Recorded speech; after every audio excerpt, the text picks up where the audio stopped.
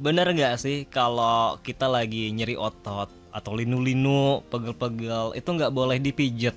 Itu bener nggak sih? Iya, ini pertanyaan yang sering ini ditanyakan dokter.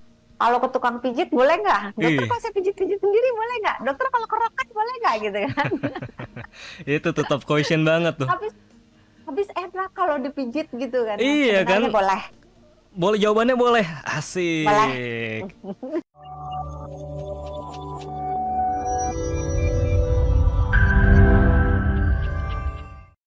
Otot. Dokter Santi, bener nggak sih kalau kita lagi nyeri otot atau linu-linu, pegel-pegel, itu nggak boleh dipijet? Itu bener nggak sih? Iya, ini pertanyaan yang sering ini ditanyakan dokter. Kalau ke tukang pijit boleh nggak? Dokter Ih, kalau saya pijit-pijit sendiri boleh nggak? Dokter kalau kerokan boleh nggak gitu kan? itu tetap question banget tuh. Habis habis enak kalau dipijit gitu kan ya. Iya Sebenarnya kan? boleh, Boleh, jawabannya boleh. boleh. Asik. Berarti Yeay, berarti kalau asik. pegel-pegel habis olahraga boleh dipijit ya. Boleh dipijit dengan Ada catatan. ada Ada tapinya. catatannya. Ada tapinya. Tapinya Pijitnya apa? jangan kenceng-kenceng gitu Oke. kan. Terus diperhatikan dulu kalau ada kemungkinan patah tulang Hmm. atau ada kemungkinan perdarahan Mm-mm. atau ada kemungkinan cedera otot yang misalnya robek tendon gitu. Itu Mm-mm. sebaiknya tidak diurut gitu. Terus taunya dari mana? Iya, cara Intinya tahunya. kalau misalnya nyeri yang dirasakan itu sangat hebat, Hmm. nyerinya tajam, Hmm. nyerinya terus menerus begitu-begitu aja, nggak mendingan Hmm. atau malah tambah parah, Hmm. terus terjadi pembengkakan di area yang eh, sakit itu, bengkak, panas, Iya.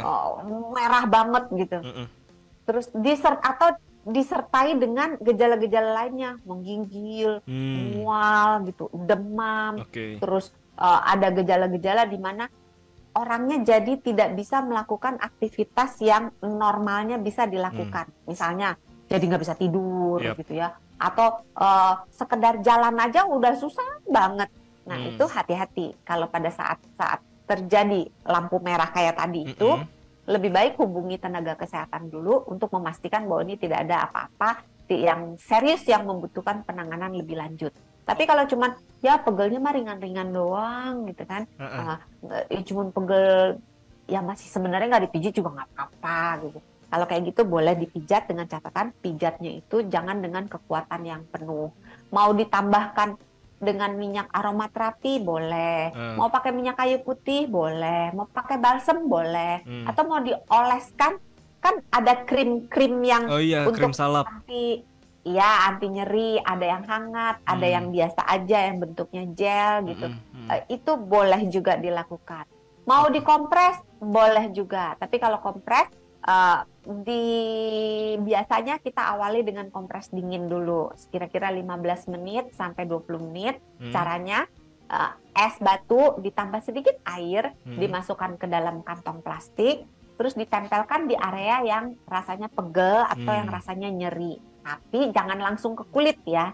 Dialasi dengan Hmm. sehelai kain tipis, boleh sapu tangan, Ya. boleh handuk yang tipis Hmm. gitu, supaya jangan terjadi kontak langsung antara es dengan kulit, supaya tidak merusak struktur kulitnya gitu. Oke. Nah, kompres tuh kira-kira 15 menit sampai 20 menit, sehari boleh diulang ya antara 4 kali sampai 8 kali itu Hmm. masih boleh. Nah, nanti setelah dikompres dingin itu masih terasa nyeri, Hmm. kompresnya boleh diganti ke kompres hangat gitu. Hmm. Atau mau ditukar-tukar boleh, kompres dingin Hmm. terus diangkat ganti ke kompres hangat, diangkat lagi ganti ke kompres dingin, diangkat lagi boleh gitu. Oke. Saya kalau nonton bola tuh suka ada yang pakai spray, itu apa, Dok? Oh, kalau pemakaian spray itu biasanya untuk menghilangkan nyeri, tapi dia tidak mengobati uh, Hmm. apa yang terjadi gitu. Jadi dia Painkiller cuma ya itu kayak ya. semacam pereda nyeri, Hmm. supaya kan namanya kalau kompetisi supaya bisa melakukan apa yang harus dilakukan, benang gitu kan. Habis itu baru ditangani dengan benar. Jadi itu hanya sifatnya hanya uh, seke- uh, sekejap itu aja. Hanya painkiller aja ya dok ya, tidak Ya, mengobati ya. ya. Nah, Oke. setelah melakukan kompres, kalau bisa ditahan, ya ditahan aja. Kalau nggak bisa mau dipijat ringan, boleh. Dipijat lembut, boleh. Kalau misalnya mau ditambah mandi air anget, boleh. Kalau misalnya bener-bener nggak tahan, ditambah dengan paracetamol, obat minum, boleh. Tapi kalau untuk yang ada antiinflamasinya, seperti misalnya ibuprofen atau asam mefenamat, biasanya disarankan belakangan. Kalau bisa dengan paracetamol dulu, paracetamol. Kalau bisa tanpa obat gitu. Karena ada teori yang mengatakan bahwa sebenarnya nyeri otot yang terjadi itu, pegel-pegel yang terjadi itu adalah upaya tubuh untuk mengatur ulang serabut ototnya. Jadi kalau kita berikan dia antiinflamasi, maka diduga akan mengganggu proses ini. Jadi kalau sahabat Sonora mau lagi membentuk badannya, ya kalau bisa ditahan dulu. Kalau nggak tahan, ya coba paracetamol dulu. Kalau nggak tahan juga, ya misalnya mau minum asam mefenamat. Asam mefenamat kan boleh 3-4 kali sehari. Ya minum sekali aja, kalau udah sembuh ya nggak usah lagi. Gitu. Oke. Sebelum kita, udah ada yang beberapa yang bertanya di WhatsApp, tapi sebelum kita memberikan pertanyaan dari sahabat Sonora, saya ingin ke tadi dok yang segmen sebelumnya. Cara mencegahnya supaya kita terhindar dari cedera otot, apalagi kalau mau olahraga, apa aja dok cara mencegahnya? Iya, yang pertama memang kita melakukan meningkatkan kebugaran kita secara umum dengan teratur olahraga, makan yang benar, tidur yang cukup, kelola stres. Nah terus ketika kita akan melakukan olahraga itu biasakan komplit itu, pemanasannya ada, latihan utamanya ada, peregangannya ada, pendinginannya juga ada. Kan sering kita kalau olahraga, pemanasan ada, tapi pendinginan ya udah lap-lap ringat gitu, terus langsung udah selesai gitu kan. Langsung makan. Kalau kenapa? Iya langsung makan nasi padang biasanya kalau olahraga. Iya kan, nah terus langsung rebahan gitu kan. Nggak boleh tuh kayak gitu ya. Sebaiknya dilakukan itu semua tahapnya.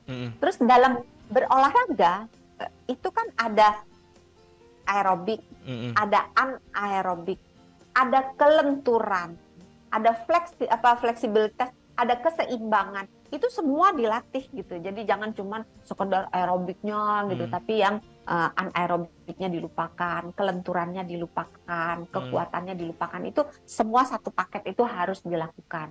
Terus jangan lupa juga makan makanan yang bergizi. Karena pada saat kita selesai olahraga, badan kita itu sebenarnya pada saat kita olahraga kan badan kita itu rusak dalam tanda kutip. Ada serabut-serabut otot yang robek, ada yang memar gitu. Nah itu harus diperbaiki oleh tubuh kita. Kalau yang udah benar-benar nggak bisa dibenerin, harus diganti, dibentuk ulang yang baru gitu kan. Nah untuk melakukan berbagai proses pemulihan tersebut, badan kita butuh bahan bakar. Bahan bakarnya biasanya yang terutama itu protein. Tapi biasanya kita mencukupkan tidak hanya protein, tapi juga karbohidrat, terus vitamin D, terus elektrolit, mineral ya. Jadi kayak kalsium, kalium, magnesium, itu dicukupkan sehingga proses pemulihan otot itu berjalan dengan lancar gitu.